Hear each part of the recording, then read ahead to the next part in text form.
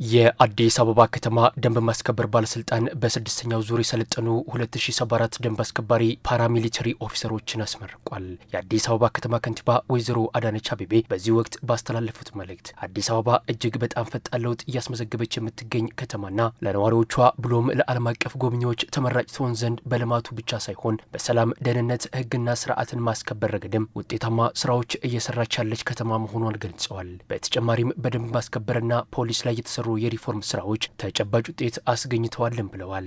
ከተማችን አዲስ አበባ እጅግ በጣም ፈጣን ለውጥ እያስመዘገበች ነው።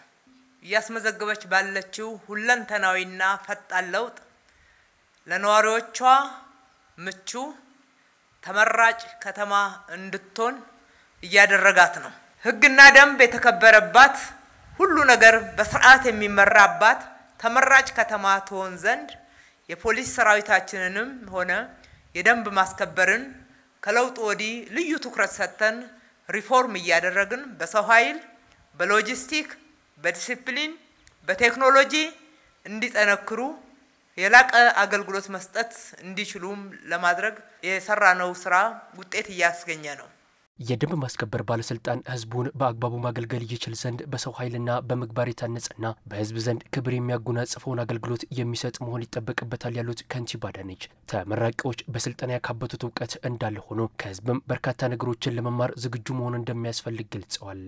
የደንብ ማስከበር ህዝባችንን በአግባቡ ማገልገል ይችል ዘንድ በሰው ኃይልና በዲሲፕሊን የታነጸ በህዝብ ዘንድ ክብር የሚያጎናጽፈው አገልግሎት እንዲሰጥ ይጠበቅበታል። አሁን ዛሬ የተመረቃችሁ የፓራ ሚሊተሪ ኦፊሰሮችም ህዝባችሁን ስታገለግሉ አሁን በተግባር የሰለጠናችሁትና በንድፈ ሐሳብ ያገኛችሁትን ዕውቀት አንድ ላይ ይዛችሁ በተግባር ደግሞ ህዝባችሁ ስትቀላቀሉ ከህዝባችሁ በርካታ ነገሮችን ለመማር አእምሯችሁን ክፍት ልባችሁን ለመማር ዝግጁ አድርጋችሁ መሆን አለበት። ተመራቂዎች ዜጎችን በጥሩ ስነ ምግባር ማገልገል እንደሚኖርባቸው የጠቆሙት ከንቲባ አዳነች ይህም በህዝብ ያስከብራል ብለዋል። በዘርፉ ህዝብን በማስተባበርና ከህዝብ ጋር መስራት ወሳኝ መሆኑንና ህዝብን በማክበር ደንብ ማስከበር እንደሚገባም ነው የገለጹት። የላቀ አገልግሎት ለመስጠት ተነሳሽነት ያላችሁ በተጨማሪም በዲሲፕሊን የታነጻችሁ አገልግሎትን መስጠት ይጠበቅባችኋል። ይሄንን ስታረጉ የህዝባችሁን ክብር ትጎናጸፋላችሁ። ስራ ከማግኘት በላይ ትልቅ የሆነ አገልግሎት እየሰጣችሁ እንደሆነም ይገባችኋል። ህዝባችሁን ካላስተባበራችሁና ከህዝብ ጋራ በጋራ ካልሰራችሁ ኃላፊነታችሁን በአግባቡ መወጣት አትችሉ። ህዝባችሁ ስታሳትፉ ደግሞ ህዝብን አክብራችሁ ደንብ እንዲከበር ማድረግ ዋናው ኃላፊነታችሁ ነው። የመጀመሪያው ደንብ አክባሪ ራሱ ደንብ አስከባሪ ሊሆን እንደሚገባም ከንቲባ አዳነች አሳስበዋል። ደንብን አስከብሩ ብለን ኃላፊነት ስንሰጣችሁ የመጀመሪያው ደንብ አክባሪዎች እናንተ ትሆናላችሁ። ደንብ አስከባሪዎች ደንብ ሲጥሱ ማየት ፈጽሞ አስነዋሪ ነው። ዛሬ በታላቅ ክብር ያረጋችሁትን መለዮ እናንተ ዋና የምትኮሩበት በማገልገላችሁም ደግሞ ደስተኛ የምትሆኑበት ይሆናል።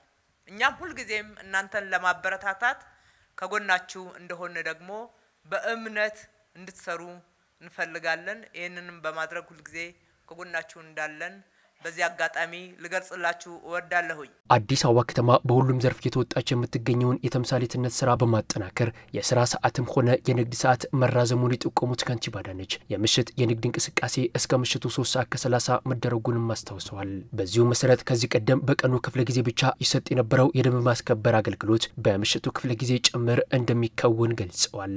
ከተማችን ውስጥ ማንም ሰው በመምሸቱ ምክንያት ስጋት ሳይሰማው የተለያዩ አገልግሎቶችን መስጠት እንዲችል ደንብ አውጥተናል።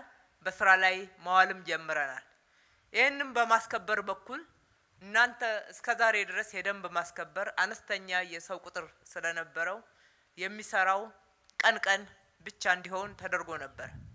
ከዚህ በኋላ ግን የደንብ ማስከበር የምሽቱንም ፕሮግራም ህዝቡ በማገልገል በኩል መስራት እንዲችል የሺፍት ስርዓትም የሚተገበርበት ወቅት ላይ ነውና የተቀላቀላችሁት የእናንተ ኃላፊነት እጥፍ ድርብ ይሆናል። ከሌሎች የጸጥታ አካላት ጋር በመቀናጀትና ከህዝብ ጋር በመተባበር በዘርፉ የሚከናወኑ ስራዎችን ውጤታማ ለማድረግ አበርክቶ የላቀ መሆኑን ከንቲባ አዳነች ጠቁመዋል። ስምሪት የወሰዱ የደንብ ማስከበር ኦፊሰሮች ዋነኛው የሰላም ባለቤት ከሆነው የከተማዋ ህዝብ ጋር በመሆን የተጣለባቸውን ታላቅ እምነት በመያዝ በንድፈ ሐሳብና በተግባር በቀሰሙት እውቀትና ክህሎት ህዝባቸውን በቅንነት በታማኝነትና በአገልጋይነት መንፈስ ማገልገል ይጠበቅባቸዋል ብለዋል።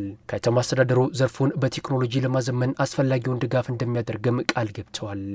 በሰው ኃይል ብቻ ሳይሆን በቴክኖሎጂም ደግሞ የተደገፈ እንዲሆን የደንብ ማስከበርን አስፈላጊ ድጋፍ እናደርግለታለን።